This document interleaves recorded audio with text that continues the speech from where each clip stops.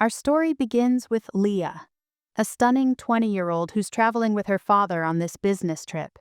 Her dad is the CEO of a multinational company, and today he's gunning for the deal of a lifetime. Leah walks up to her father and asks, "What are you working on?" "I'm preparing my pitch for this massive contract," he replies, clearly stressed. "Can I come with you to the meeting?" Leah asks innocently. "I promise I won't cause any trouble. I'll just sit there quietly and behave myself." At first, her father hesitates, but eventually gives in to her request. As they're getting ready for the meeting, her dad asks, "Should I wear a tie?" Leah shakes her head. "You don't need the tie, Dad." After her father leaves for the meeting, Leah finds herself with nothing to do in their hotel room. She tidies up some of his clothes, takes a refreshing shower, and then decides to explore the hotel, even though her father specifically told her to stay put.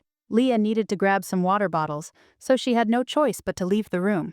As she's riding the elevator back up, a handsome older man steps in, someone significantly older than her. He reaches forward to press his floor button, and his hand accidentally brushes against hers. This wasn't really an accident, he did it, deliberately. But Leah doesn't react at all, she just keeps casually chewing her gum.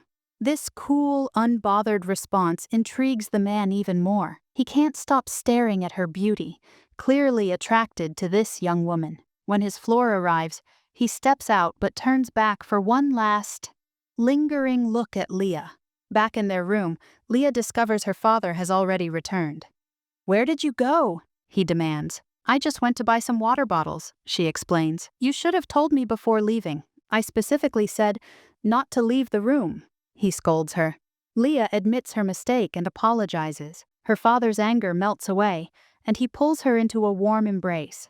"I worry about you so much," he says tenderly. Her father then tells her that the hotel management is hosting a business party, so she needs to change clothes quickly because they'll be attending together. As Leah gets dressed, she asks, "How did your meeting go today? Do you think we'll land this deal?"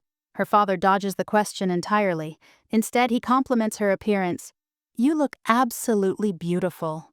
Then he adds with determination, "Let's go to this meeting, and this time, we're coming back with that contract."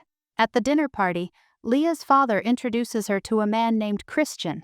"This is my daughter," he says proudly. But here's the shocking twist. Leah has already met Christian. He's the same man from the elevator who deliberately touched her hand. Her father takes Christian aside for private business discussions while Leah mingles with other guests at the party. From across the room, Leah notices her father and Christian getting into what looks like a heated argument. Seeing her dad looking defeated, she approaches them. "Is there anything I can help with?" she offers. Her father snaps at her in frustration. "Can you get me this deal? If you can deliver it, then go ahead and try." His harsh words, spoken in front of everyone, bring tears to Leah's eyes.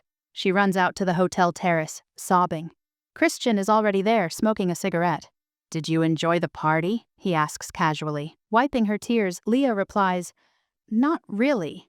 Christian approaches her, removes his scarf and wraps it around her neck. "It's freezing out here," he says. Leah doesn't protest. This intimate gesture. "Where do you live?" Christian asks. "My dad travels constantly for business, so I have to go everywhere with him," Leah explains. "We originally lived in Switzerland, but I've spent a lot of time in New Zealand, which is my father's hometown." "Don't you get lonely with all this traveling?"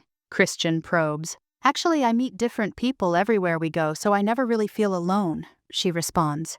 Christian finds her answers fascinating. What Leah doesn't know is that Christian holds all the cards. He's the purchasing manager for the company her father desperately wants to do business with. His approval is the key to her father's success. Leah removes the scarf and hands it back to him. "My dad will be looking for me. I should go." Later, we see them in another meeting where Leah is also present. Her father pitches desperately, "You should give me this contract because I'm offering premium quality carpets at an unbeatable price." Christian responds coldly, "You'll need to go even lower on the price if you want this deal."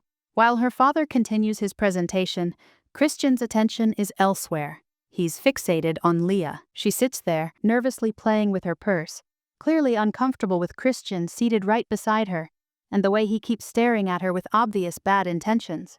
Then Christian does something absolutely disgusting. He starts inappropriately touching Leah under the table. She's horrified, but doesn't know how to react. glancing at Christian with confusion and discomfort. That's when she notices something that makes her blood run cold. Her father is watching this happen, and actually smiling slightly. Leah can't understand what's going on.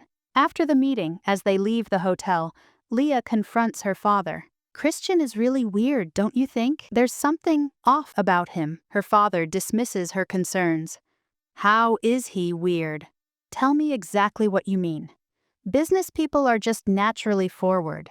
They know how to make fast connections with people. I want to go back to my room, Leah says, but her father forces her to attend the evening party instead. After dinner, everyone's drinking and partying. Christian approaches Leah and invites her to dance. At first she feels uncomfortable, but gradually becomes more relaxed with him. She keeps looking toward her father, wanting to talk to him, but he's busy flirting with another woman. Slowly, Christian leads Leah to a more secluded part of the party. Leah keeps glancing at her father, wondering why he isn't stopping this, or protecting her like he usually does. She's confused by his unusual behavior. He's never given her this much freedom before.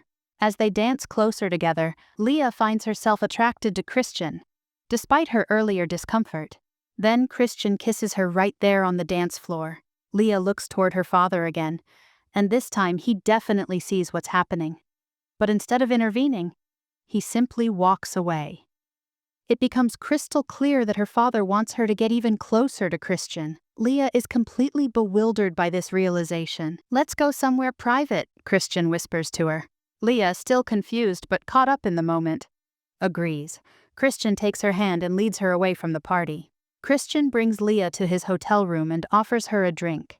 As she's sipping it, he comes up behind her and kisses her neck. Things escalate quickly, and they become intimate. But immediately afterward, Christian gets up and leaves without a word, leaving Leah alone and confused about why he suddenly abandoned her. Leah returns to the party hall where everyone is still celebrating. She searches for her father and eventually spots him talking animatedly with Christian. Both men look incredibly happy, a stark contrast to their earlier argument. That's when the horrible truth hits her. Her father has secured his contract. She realizes with sickening clarity that Christian used her body as part of their business transaction.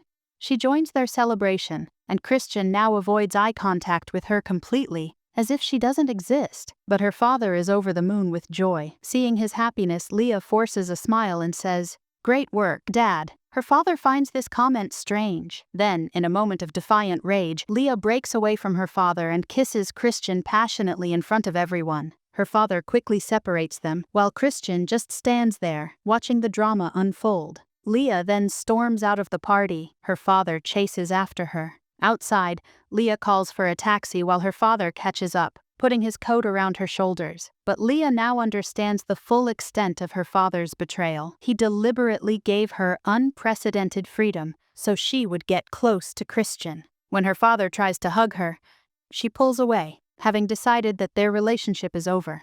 "You're all I have in this world," her father pleads, desperately. These words bring tears to Leah's eyes, but she still gets into the taxi and drives away, leaving her father standing alone. The movie ends with Leah's broken heart and shattered trust. So who's really to blame here? The father who was willing to pimp out his own daughter for a business deal? Leah, who fell for Christian despite the red flags? Or Christian, who exploited a young woman to satisfy his lust and business interests?